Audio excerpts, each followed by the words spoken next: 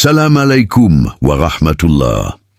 Aujourd'hui, nous allons plonger dans l'histoire fascinante du prophète Chouaïb, alayhi salam, un messager envoyé à un peuple corrompu qui refusait la justice et l'honnêteté.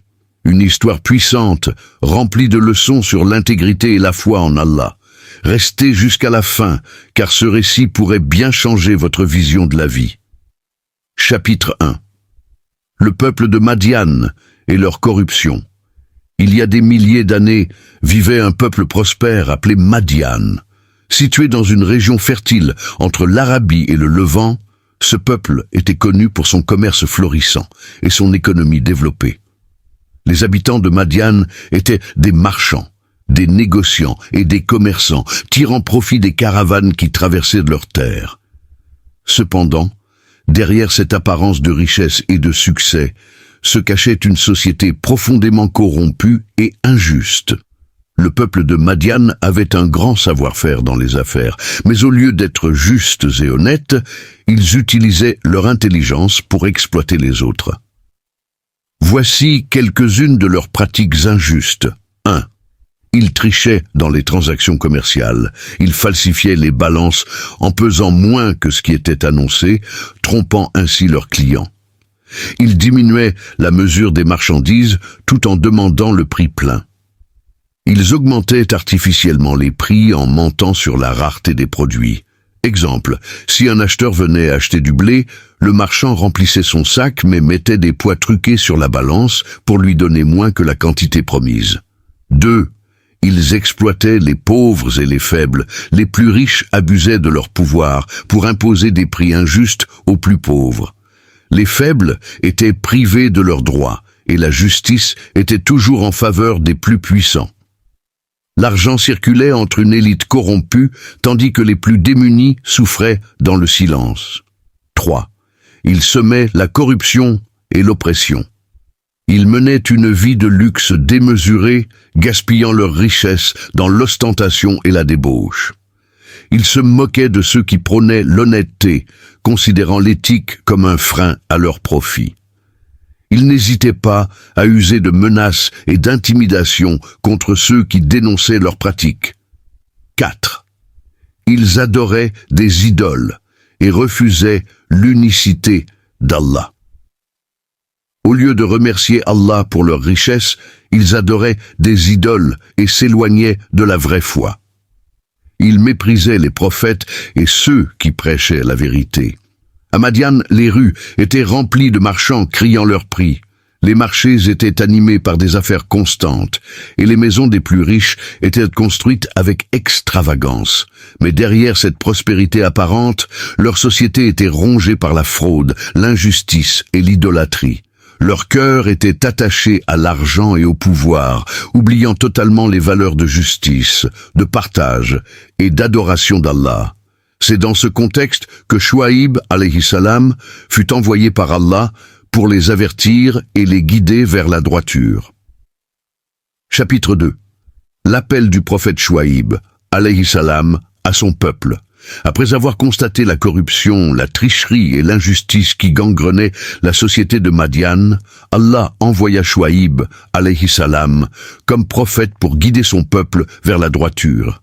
Chouaïb, alayhi salam, n'était pas un étranger pour eux. Il faisait partie de leur communauté, il connaissait leurs habitudes et leurs pratiques. Mais ce qui le distinguait, c'était sa foi en Allah, sa sagesse et son éloquence exceptionnelle. Ainsi, il entreprit d'appeler son peuple à 3 choses essentielles. 1. L'adoration d'Allah seul. Éloignez-vous du shirk. La première chose que Chouaïb, alayhi salam, rappela à son peuple, c'est l'unicité d'Allah et l'abandon de l'idolâtrie. Il leur dit, « Ô mon peuple, adorez Allah, vous n'avez pas d'autre divinité en dehors de lui. » Sourate Hud 11:84. Le peuple de Madian adorait des idoles et mettait leur confiance dans leurs richesses et leur commerce, oubliant celui qui leur avait donné ses bénédictions.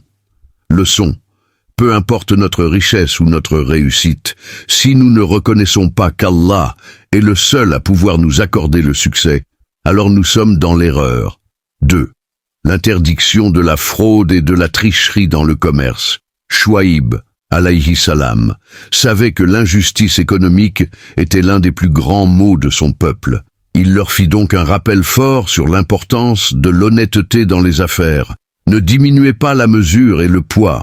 Je vous vois dans l'aisance, mais je crains pour vous le châtiment d'un jour qui engloutira tout. Sourate Hud 11:84. Il leur expliqua que voler les autres en truquant les balances est un péché énorme. L'argent gagné de manière injuste n'a aucune bénédiction et mène à la destruction. Allah est témoin de chaque transaction, même si personne d'autre ne le voit.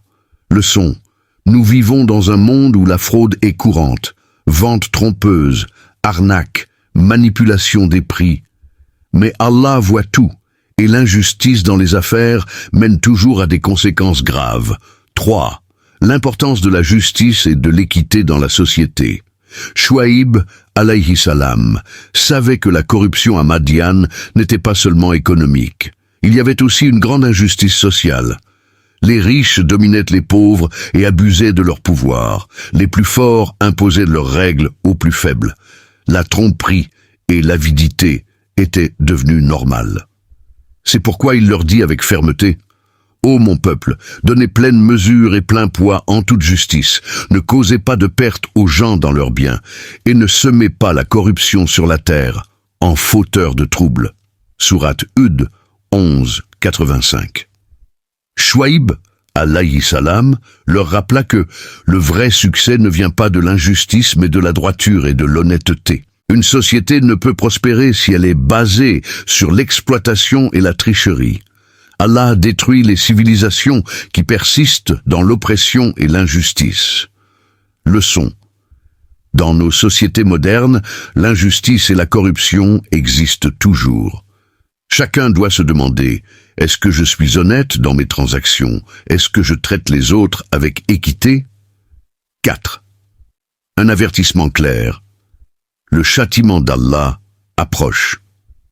Chouaïb, alayhi salam, leur parla avec amour et sincérité. Il leur expliqua qu'il ne cherchait aucun bénéfice personnel dans son message, mais qu'il voulait les sauver de la destruction. « Ô mon peuple, ne laissez pas votre opposition à moi vous conduire au même sort que celui du peuple de Noé, du peuple de Houd et du peuple de Salih. Et le peuple de Lot n'est pas loin de vous. » Sourate Hud 11:89. Il leur rappela les civilisations passées qui furent détruites pour avoir rejeté les messagers d'Allah. Le peuple de Noé, alayhi salam, détruit par le déluge. Le peuple de Houd, alayhi salam, Ad, anéanti par un vent violent. Le peuple de Salih, alayhi salam, Thamoud, détruit par un cri assourdissant. Le peuple de Lot, alayhi salam, détruit par une pluie de pierres brûlantes. Chouaïb, alayhi salam, les avertit: ne faites pas la même erreur, sinon Allah vous punira comme il a puni ses peuples avant vous. Leçon: l'histoire nous montre que les civilisations fondées sur l'injustice finissent toujours par s'effondrer. Allah donne toujours un avertissement avant d'envoyer son châtiment. Au lieu d'écouter Chouaïb, alayhi salam, les notables du peuple se moquèrent de lui. Ils lui répondirent avec arrogance: Ô Chouaïb, est-ce ta prière qui t'ordonne de nous empêcher de faire ce que nous voulons de nos biens? Sourate Hud 11:87. Puis, ils le menacèrent: si tu continues, nous te chasserons de notre ville, toi et ceux qui te suivent. Sourate Al-Araf 7:88. Le peuple de Madian refusa obstinément de changer leurs habitudes et se moqua du message de vérité. Mais Chouaïb, alayhi salam, confiant en Allah, leur répondit avec patience et courage: Ô mon peuple, faites ce que vous voulez, moi aussi j'agis. Vous saurez bientôt qui recevra un châtiment qui l'humiliera et qui est le menteur. Sourate Hud 11:93. Il leur annonça que le châtiment d'Allah allait bientôt les frapper s'ils ne se repentaient pas. Chapitre 3. Le châtiment d'Allah sur Madian. après avoir reçu l'appel de Chouaïb, alayhi salam, à abandonner leurs pratiques injustes et à adorer Allah seul, le peuple de Madian refusa obstinément d'écouter. Au lieu de se repentir, ils se moquèrent de leurs prophètes et continuèrent leur fraude et leur idolâtrie. Mais la patience divine n'est pas éternelle, et un terrible châtiment s'abattit sur eux, les anéantissant totalement. C'était un dernier avertissement. Mais le peuple de Madian persistait dans leur rébellion. Lorsque le moment arriva, Allah fit descendre son châtiment d'une manière terrifiante et progressive. Première phase, une vague de chaleur insupportable. Soudainement, une chaleur intense s'abattit sur Madian. L'air était si brûlant qu'il devenait irrespirable. L'eau ne les rafraîchissait plus et l'ombre ne leur offrait aucun répit. Le peuple de Madian était en panique, cherchant désespérément un moyen de se soulager, mais le pire était encore à venir. Alors que le peuple de Madian courait partout à la recherche d'un refuge, ils virent un nuage sombre apparaître au-dessus d'eux. Pensant qu'il s'agissait d'une pluie salvatrice, ils se précipitèrent sous ce nuage. Mais au lieu d'eau, ce nuage déversa un feu ardent sur eux. Deuxième phase, un cri assourdissant et un tremblement de terre. Allah envoya alors 3 fléaux successifs. Un cri assourdissant, as-sayha. Un son terrifiant retentit dans toute la ville. L'intensité du cri était si forte que leurs cœurs explosèrent dans leur poitrine. Tous ceux qui l'entendirent tombèrent morts sur place. 2. Un tremblement de terre, ar-rajfa. La terre sous leurs pieds commença à trembler violemment. Les bâtiments, les maisons et les marchés s'effondrèrent en un instant. Les riches comme les pauvres furent tous engloutis sous les décombres. 3. Un feu ardent et destructeur. Après le cri et le séisme, un feu divin consuma tout ce qui restait de Madian. Pas un seul survivant parmi les injustes. Après que le châtiment d'Allah eut anéanti Madian, un silence total régna sur la ville détruite. Allah décrit leur sort ainsi: ceux qui traitaient Chouaïb de menteur furent comme s'ils n'avaient jamais vécu là. Ceux qui traitaient Chouaïb de menteur furent eux les perdants. Sourate Al-Araf 7:92. Tous ceux qui s'étaient opposés à Chouaïb, alayhi salam, étaient désormais réduits à néant, gisant sans vie, comme s'ils n'avaient jamais existé. Avant que le châtiment ne tombe, Allah ordonna à Chouaïb, alayhi salam, et à ses fidèles de quitter la ville. En s'éloignant, Chouaïb, alayhi salam, se retourna et s'adressa une dernière fois à son peuple détruit. « Ô mon peuple, je vous avais bien averti, mais vous n'avez pas écouté. Pourquoi pleurer maintenant alors que vous avez rejeté la vérité ?» Sourate Al-Araf 7:93. Puis, il continua son chemin avec les croyants, laissant derrière lui une ville en ruine, souvenir de la puissance d'Allah sur les injustes. Après la destruction de Madian, Chouaïb, alayhi salam, vécut encore quelque temps. Certains récits mentionnent qu'il serait celui qui accueillit Moussa, alayhi salam, lorsqu'il fuit l'Égypte et lui donna sa fille en mariage. Sourate Al-Qasas 28-27, bien que cela ne soit pas confirmé de manière explicite dans le Coran. L'histoire de Chouaïb, alayhi salam, est un puissant rappel sur l'importance de la justice, de l'honnêteté et de la foi. Elle nous enseigne que les richesses mal acquises et l'oppression ne mènent qu'à la ruine, tandis que la droiture et la soumission à Allah sont les seules voies vers la réussite. Que celui qui entend cette histoire prenne garde, car Allah est juste et ses promesses sont vérité. Qu'Allah nous guide sur le droit chemin et nous protège de l'injustice et de la corruption. Partage cette vidéo pour que ce message atteigne le plus grand nombre. Barakallah fikoum.